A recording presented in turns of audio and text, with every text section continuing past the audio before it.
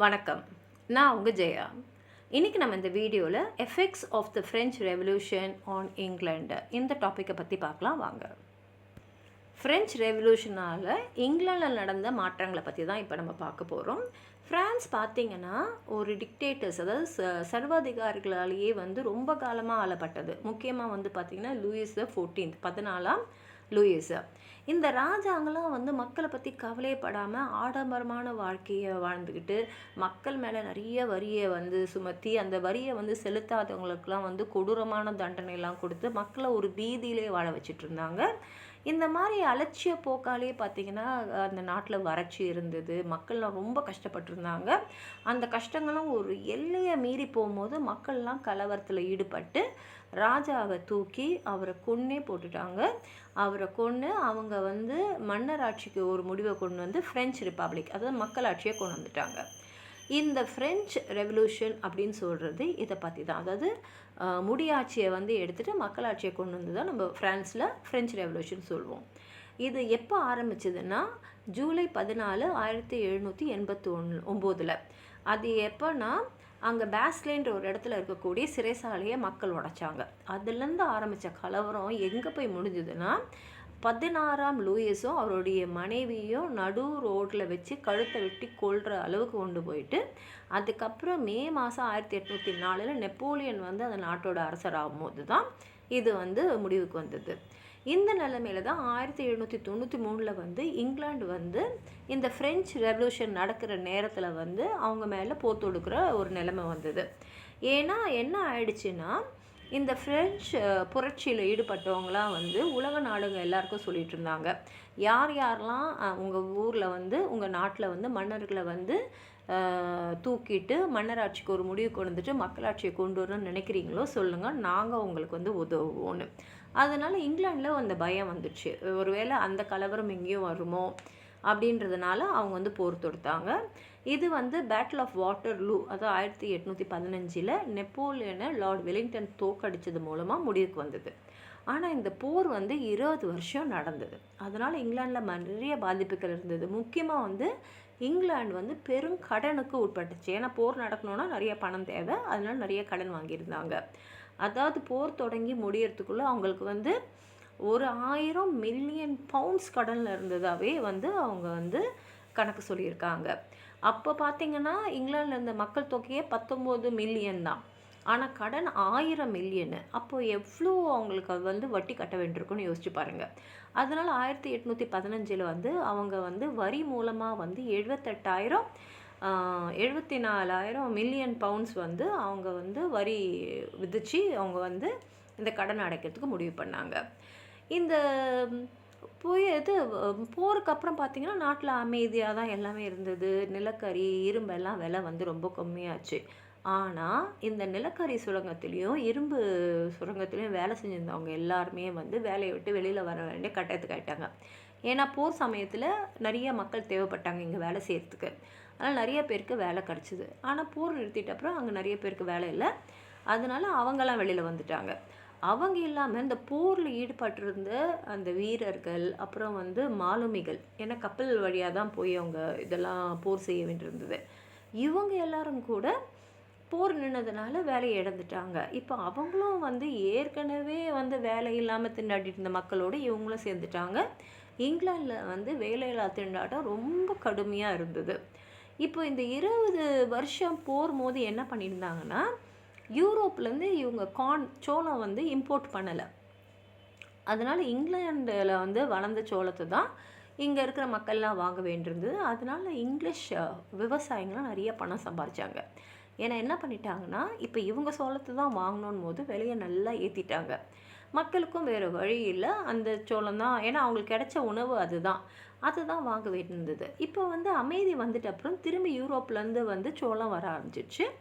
அது ரொம்ப மலிவான விலையில் வந்ததுனால மக்கள் அதை போய் வாங்க ஆரம்பித்ததுனால இங்கிலீஷ் விவசாயிகளும் என்ன பண்ணாங்கன்னா, வேறு வழி இல்லாமல் அவங்களும் அவங்களோட சோளத்தோட விலையை கம்மி பண்ண வேண்டியிருந்தது. அதனால் அவங்க அவங்களுடைய அந்த இழப்பை பற்றி ராஜா அங்கெல்லாம் பேசின உடனே சரின்னு சொல்லிட்டு 1816 கார்ன் லான்னு ஒன்று கொண்டு வந்தாங்க. அதாவது இங்கிலாண்டில் வளர்ந்த கார்னை தான் வாங்கணும், யூரோப்லேருந்து வர கார்ன் இறக்குமதி தடை செய்யப்பட்டது. இப்போ இதனால் அவதிப்பட்டது ஏழை மக்கள் தான்.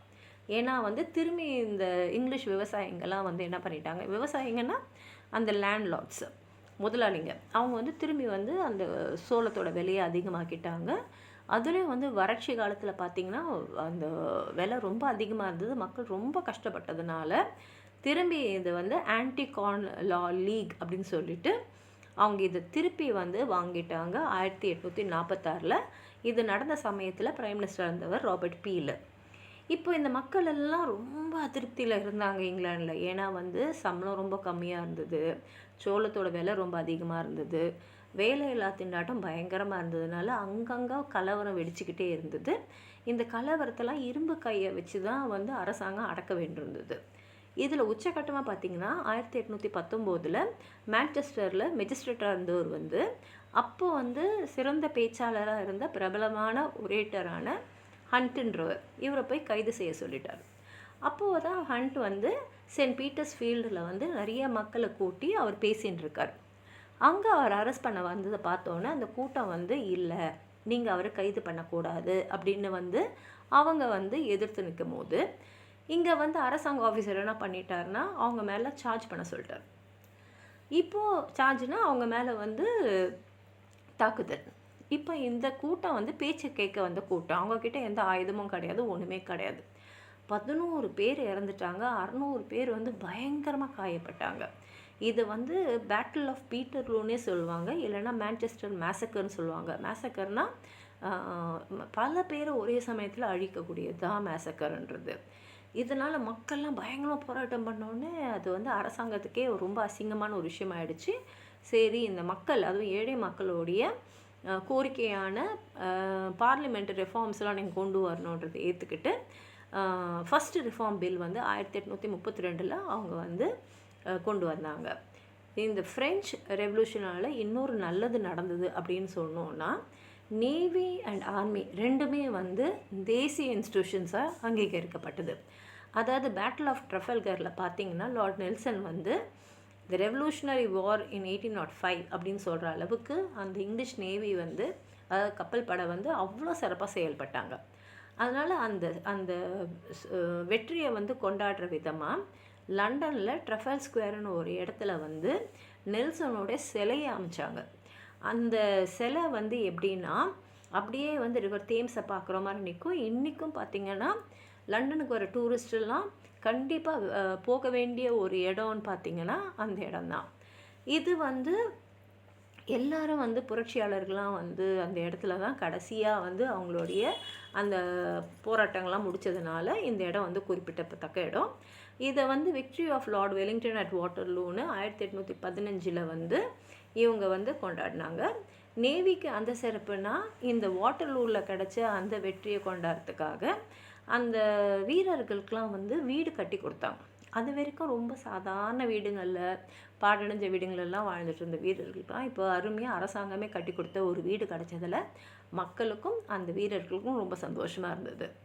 இன்னொரு முக்கியமான ஒரு விஷயம் ஃப்ரெஞ்ச் ரெவல்யூஷனால் நடந்தது அப்படின்னு சொன்னால், இந்த ஆங்கில எழுத்தாளர்கள்லாம் அவங்களோட சிறந்த படைப்புகளை படைச்ச காலம்னு சொல்லலாம்.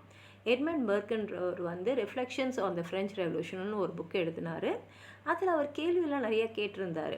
இந்த ரெவல்யூஷனரிஸ்லாம் வந்து இந்த முடியாட்சி, அதாவது அரசர்களோட ஆட்சியை எடுத்துகிட்டு நேஷ்னல் அசம்பிளியை கொண்டு வந்தது எவ்வளோ பவர்ஃபுல் அப்படின்னு சொல்லிட்டு அது சொல்லும் போதே அவர் என்ன சொன்னார்னா, இந்த மாதிரி வந்து மக்களாட்சியை நம்ம எடுக்கிறதுக்கு முன்னாடி அழிக்கிறதுக்கு பதில் அதை மாற்றி இருக்கலாம், அதில் கொஞ்சம் மாற்றங்களை கொண்டு வந்திருக்கலாம் அப்படின்ற மாதிரி ஒரு இருந்தார்.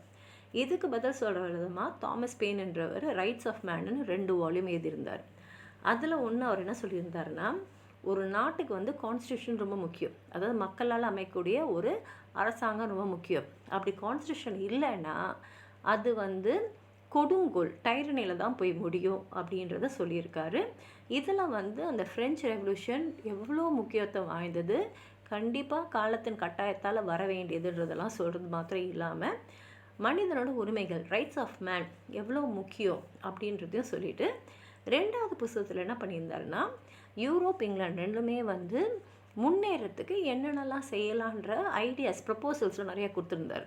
இப்போ அந்த காலத்தில் அந்த ப்ரப்போசல்லாம் வந்து ரொம்ப ரொம்ப ரெவல்யூஷனரியாக இருந்தாலும் நிறையா கவர்மெண்ட்ஸ் வந்து அவரோட ஐடியாவெல்லாம் எடுத்து அவங்க நாட்டில் வந்து செய்ய ஆரம்பித்தாங்க. முக்கியமாக பார்த்திங்கன்னா அவர் என்ன சொல்லியிருந்தாருன்னா, நம்ம அட்மினிஸ்ட்ரேஷனுக்காக நிறையா செலவு பண்ணுறோம், அதை கம்மி பண்ணோன்னா அந்த பணத்தில் நாட்டுக்கு நிறைய நல்ல நற்பணிகளை நம்ம நிறைய செய்யலாம். அதே மாதிரி டாக்ஸேஷனை பற்றி இருந்தார்.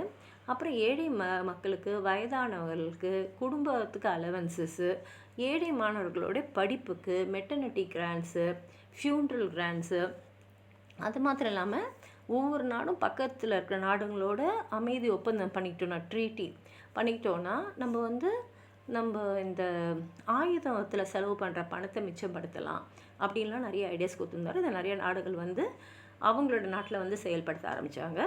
இன்னொரு முக்கியமான படைப்புன்னு பார்த்திங்கன்னா தாமஸ் கார்லி எழுதின ஃப்ரெஞ்ச் ரெவல்யூஷன்.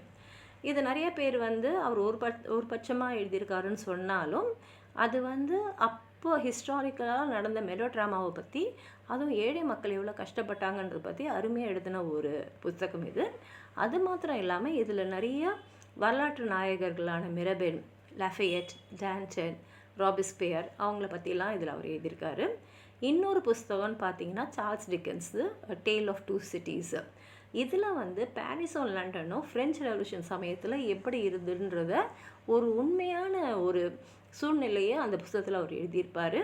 அதே சமயத்தில் ஃப்ரெஞ்ச் ரெவல்யூஷனுடைய அடுத்த எரர்னு சொல்லக்கூடிய ரொமான்டிசிசம், அந்த ரொமான்டிக் மூமெண்ட் ஆரம்பித்தவர் வேர்ட்ஸ்வொர்த் அண்ட் கால்ரேஜ். அவங்க 2 பேரும் சேர்ந்து 1798 லிரிக்கல் பேலட்ஸை வெளியிட்டதுலேருந்து இந்த ரொமான்டிக் மூமெண்ட் ஆரம்பித்தது.